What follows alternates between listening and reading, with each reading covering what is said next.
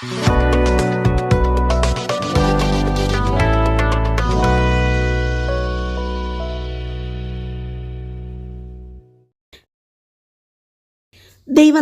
മഹത്വമുണ്ടാകട്ടെ.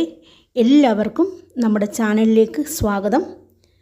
നമ്മൾ സങ്കീർത്തനങ്ങൾ തുടർച്ചയായി പഠിച്ചുകൊണ്ടിരിക്കുകയാണ്. ഈ സങ്കീർത്തന പഠനത്തിലേക്ക് വീണ്ടും എല്ലാവരെയും ഒരിക്കൽ കൂടി സ്വാഗതം ചെയ്യുകയാണ്. ഇന്ന് നമ്മൾ പഠിക്കുവാൻ പോകുന്ന സങ്കീർത്തനം 26-ാം സങ്കീർത്തനമാണ്. ഇതൊരു ലളിതമായ സങ്കീർത്തന പഠനമാണ്. വളരെ വിശദീകരിച്ചുള്ളൊരു പഠനമല്ല. ബൈബിൾ പഠിക്കുവാൻ ആഗ്രഹിക്കുന്നവർക്ക് ലളിതമായി പഠിക്കുവാൻ സഹായിക്കുന്ന ഒരു ബൈബിൾ പഠനമാണ് നമ്മൾ ക്രമീകരിച്ചിരിക്കുന്നത്. നമുക്ക് നോക്കാം സങ്കീർത്തനം 26. സങ്കീർത്തനങ്ങൾ പഠിക്കുമ്പോൾ അതിൻ്റെ എഴുത്തുകാരൻ ആരാണെന്ന് അറിയേണ്ടത് വളരെ അത്യാവശ്യമാണ്. 25 വരെയുള്ള സങ്കീർത്തനങ്ങളിൽ സങ്കീർത്തനക്കാരൻ ആരെന്ന് നമ്മൾ ആദ്യമേ പരിശോധിച്ചിരുന്നു. 26-ാം സങ്കീർത്തനം നമ്മൾ പരിശോധിക്കുമ്പോൾ ഇതിൻ്റെ തലക്കെട്ടിൽ തന്നെ ദാവീദിൻ്റെ ഒരു സങ്കീർത്തനമെന്ന് നാം കാണുന്നു. അതുകൊണ്ട് 26-ാം സങ്കീർത്തനത്തിൻ്റെ എഴുത്തുകാരൻ ദാവീദാണെന്ന് നമുക്ക് മനസ്സിലാക്കുവാൻ സാധിക്കും. ഇനി ഇതിൻ്റെ പശ്ചാത്തലം നമുക്ക് പരിശോധിക്കാം. 2 ശമൂവേൽ 4-ാം അധ്യായം 5 മുതൽ 12 വരെയുള്ള വാക്യങ്ങളിലാണ് ഈ സങ്കീർത്തനത്തിൻ്റെ പശ്ചാത്തലം നാം കാണുന്നത്. രേഖാബും ബാനായും ശൗലിൻ്റെ മകൻ ഈശ്ബോശേത്തിനെ കൊല്ലുമ്പോൾ അവൻ്റെ രക്തത്തിൽ തനിക്ക് പങ്കില്ലെന്നുള്ള തൻ്റെ നിഷ്കളങ്കത ദൈവം മുമ്പാകെ വെളിപ്പെടുത്തിക്കൊണ്ട് ദാവീദ് പാടിയ പാട്ടാണ് 26-ാം സങ്കീർത്തനം. 26-ാം സങ്കീർത്തനം ചെറിയൊരു സങ്കീർത്തനമായതുകൊണ്ട് നമുക്ക് ഈ സങ്കീർത്തനം ഒന്ന് വായിക്കാം. ഞാൻ വായിക്കുമ്പോൾ എല്ലാവരും ഈ സങ്കീർത്തനം ദയവായി ശ്രദ്ധിക്കുക. 26-ാം സങ്കീർത്തനം. യഹോവേ, എനിക്ക് ന്യായം പാലിച്ചു തരണമേ. ഞാൻ എൻ്റെ നിഷ്കളങ്കതയിൽ നടക്കുന്നു. ഞാൻ ഇളകാതെ യഹോവയിൽ ആശ്രയിക്കുന്നു. യഹോവേ, എന്നെ പരീക്ഷിച്ച് ശോധന ചെയ്യണമേ. എൻ്റെ അന്തരംഗവും എൻ്റെ ഹൃദയവും പരിശോധിക്കണമേ. നിൻ്റെ ദയ എൻ്റെ കണ്ണിന് മുൻപിൽ ഇരിക്കുന്നു. നിൻ്റെ സത്യത്തിൽ ഞാൻ നടന്നുമിരിക്കുന്നു.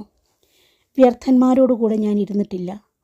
കപടക്കാരുടെ അടുക്കൽ ഞാൻ ചെന്നിട്ടുമില്ല.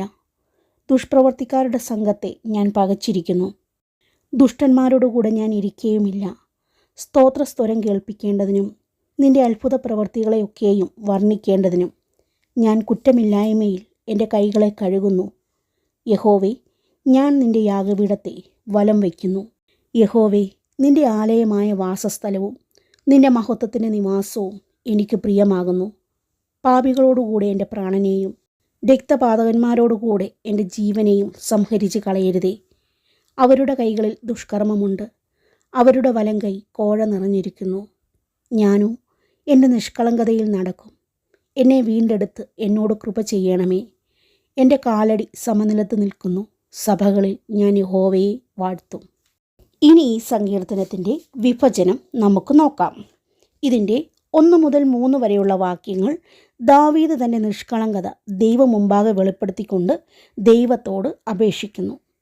4 മുതൽ 8 വരെയുള്ള വാക്യങ്ങൾ ദാവീദ് ദുഷ്ടരിൽ നിന്ന് അകലം പാലിക്കുന്നു. 9-10 വാക്യങ്ങൾ ദാവീദിൻ്റെ ഉറപ്പാണ്. 11 മുതൽ 12 വരെയുള്ള വാക്യങ്ങൾ ദാവീദിൻ്റെ പ്രാർത്ഥന. അങ്ങനെ ഈ സങ്കീർത്തനം പ്രാർത്ഥനയിൽ തുടങ്ങി സ്തോത്രത്തിൽ അവസാനിക്കുന്നു.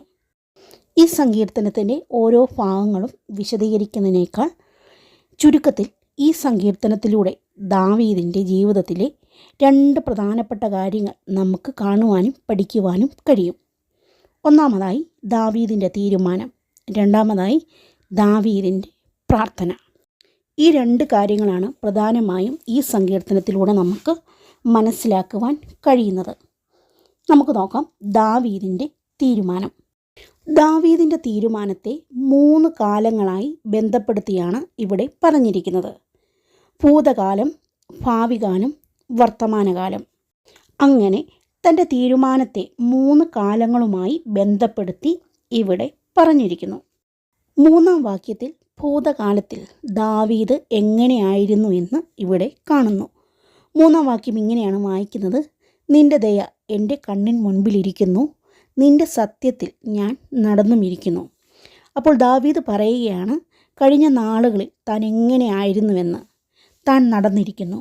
എങ്ങനെ നടന്നിരിക്കുന്നു? ദാവീദ് പറയുന്നു താൻ സത്യത്തിൽ നടന്നിരിക്കുന്നു.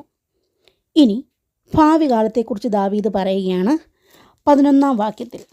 ഞാനോ എൻ്റെ നിഷ്കളങ്കതയിൽ നടക്കും, എന്നെ വീണ്ടെടുത്ത് എന്നോട് കൃപ ചെയ്യണമേ. അപ്പോൾ ഭൂതകാലത്തിൽ താൻ സത്യത്തിൽ നടന്നിരിക്കുന്നു, ഭാവി കാലത്തിൽ താൻ നിഷ്കളങ്കതയിൽ നടക്കുമെന്ന് ദാവീദ് പറയുന്നു. ഇനി വർത്തമാനകാലത്തിൽ ദാവീദ് പറയുകയാണ്, വാക്യം 1 നാം അത് കാണുന്നു. യഹോവേ, എനിക്ക് ന്യായം പാലിച്ചു തരണമേ. ഞാൻ എൻ്റെ നിഷ്കളങ്കതയിൽ നടക്കുന്നു, ഞാൻ ഇളകാതെ യഹോവയിൽ ആശ്രയിക്കുന്നു. അപ്പോൾ താൻ വർത്തമാനകാലത്തിൽ നിഷ്കളങ്കതയിൽ നടക്കുന്നുവെന്ന് ദാവീദ് ഇവിടെ പറഞ്ഞിരിക്കുന്നു. അങ്ങനെ ഈ 3 കാലങ്ങളിൽ ദാവീദ് എങ്ങനെയായിരിക്കുന്നുവെന്ന്, അല്ലെങ്കിൽ എങ്ങനെയായിരിക്കും, അല്ലെങ്കിൽ എങ്ങനെയായിരുന്നു എന്നിവിടെ കാണുന്നു. ഭൂതകാലത്തിൽ താൻ സത്യത്തിൽ നടന്നിരിക്കുന്നു, ഭാവി കാലത്തിൽ താൻ നിഷ്കളങ്കതയിൽ നടക്കും, വർത്തമാനകാലത്തിൽ താൻ തൻ്റെ നിഷ്കളങ്കതയിൽ നടക്കുന്നു.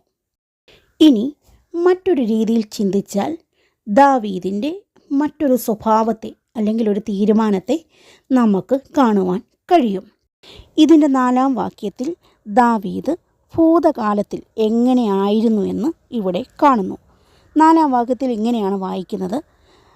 ദാവീദ് പറയുന്നു, വ്യർത്ഥന്മാരോടുകൂടെ ഞാൻ ഇരുന്നിട്ടില്ല, കപടക്കാരുടെ അടുക്കൽ ഞാൻ ചെന്നിട്ടുമില്ല. അപ്പോൾ ഭൂതകാലത്തിൽ ദാവീദ് വ്യർത്ഥന്മാരോടുകൂടെ ഇരുന്നിട്ടില്ല എന്ന് പറയുന്നു. ഇനി ഭാവി കാലത്തിൽ തൻ്റെ തീരുമാനത്തെ ദാവീദ് ഇവിടെ പറയുകയാണ്.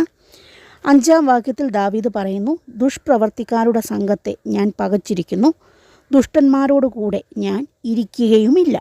അപ്പോൾ ഭാവി കാലത്തിൽ താൻ ദുഷ്ടന്മാരോടുകൂടെ ഇരിക്കത്തില്ല എന്ന് ദാവീദ് പറയുന്നു. ഇനി വർത്തമാനകാലത്തിൽ ദാവീദ് എങ്ങനെ ഇരിക്കുന്നു എന്ന് നമുക്ക് നോക്കാം. ഇതിൻ്റെ 3-ാം വാക്യത്തിൽ ദാവീദ് പറയുകയാണ്, നിൻ്റെ ദയ എൻ്റെ കണ്ണിൻ മുൻപിൽ ഇരിക്കുന്നു, നിൻ്റെ സത്യത്തിൽ ഞാൻ നടന്നുമിരിക്കുന്നു. അപ്പോൾ ദാവീദ് പറയുകയാണ്, ദൈവത്തിൻ്റെ ദയ തൻ്റെ കണ്ണിൻ മുൻപിൽ, അല്ലെങ്കിൽ ദൈവത്തിൻ്റെ ദയയാൽ താൻ ഇരിക്കുന്നുവെന്ന് ദാവീദ് പറയുന്നു.